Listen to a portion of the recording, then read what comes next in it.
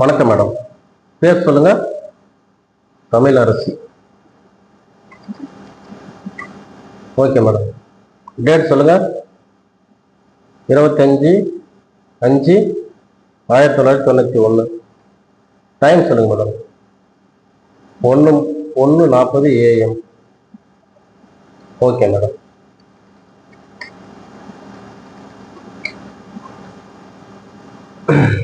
Okay, அதாவது 34 வயசு 6 மாசம் 21 நாள் ஆகுது இவங்க பிறந்து. திதி திரியோதசி திதி வளர்ப்பிற திதியில பிறந்திருக்கிறாங்க. நட்சத்திரம் சித்திரை நட்சத்திரம் 4ஆம் மாதம். ராசி துலாம் ராசி. லக்னம் கன்னி லக்னம். லக்ன அதிபதி புதன். ஓரை சனி. ஸோ இவங்க கொஞ்சம் மந்தமா இருப்பாங்க. கேட்ட கேள்விக்கு மட்டும் பதில் சொல்லுவாங்க. தேவையில்லாம பேச மாட்டாங்க. மௌனத்திற்கு அதிபதி. ஓகே, ஸோ இப்போ இவங்களுக்கு போயிட்டு இருக்கிற தசாபுத்தி குரு திசை போயிட்டு இருக்கு. 2010 ஸ்டார்ட் ஆனது 2026 வரைக்கும் குரு திசை. இந்த குரு திசை அப்படிங்கிறது ஸோ நோய் சம்பந்தமான கடன் சம்பந்தமான விஷயத்துக்கு ஒரு முடக்கம், அதாவது ஒரு லாக் ஆச்சு. அதே மாதிரி புத்தி ராகு புத்தி. ராகு புத்தி அப்படிங்கிறது 1-5-7-9-11.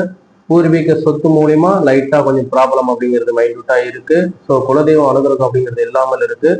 சுக்கிர பகவான் அப்படிங்கிறது கெட்டு கிடக்குது. அதே போல அந்தரம் சுக்கிராந்தரம். சுக்கிராந்தரம் அப்படிங்கிறது 9ஆம் பாவத்தை குறிப்பிடுது. பூர்வீக ஒரு சாபம் இவருக்கு மேரேஜ் ஆகாம தடங்கள் அப்படிங்கிறது ஏற்பட்டிருக்கு. இன்னும் கல்யாணம் ஆகுது தானே. ஸோ அதான் 37 வயசு ஆகுது, இன்னும் கல்யாணம் ஆகல. அதுக்கு காரணம் அப்படிங்கிறது சுக்கிர பகவான் கெட்டு கிடக்கிறாரு. ஸோ ரொம்ப பெரிய அளவுல பாதிப்பு இல்லை, மைல்டுட்டா தான் பாதிப்பு. அதே போல இந்த ராகு அப்படிங்கிறது அதுக்கு சம்பந்தமா இந்த பூர்வீக சொத்தை கட்பட்டி கொண்டிருக்கிறது. வரக்கூடிய ஜனவரி மாதம் 7ஆம், அதாவது 2026 7வது மாதம் 25ஆம் தேதி வரைக்கும் இந்த ப்ராப்ளம் இருக்கு. அதன் பிறகு நிச்சயமா இவருக்கு இந்த திருமணம் அப்படிங்கிறது கைகூடும். அப்பாவை சம்பந்தமான உறவு மூலயமா பொண்ணு ரெடியா இருக்கு.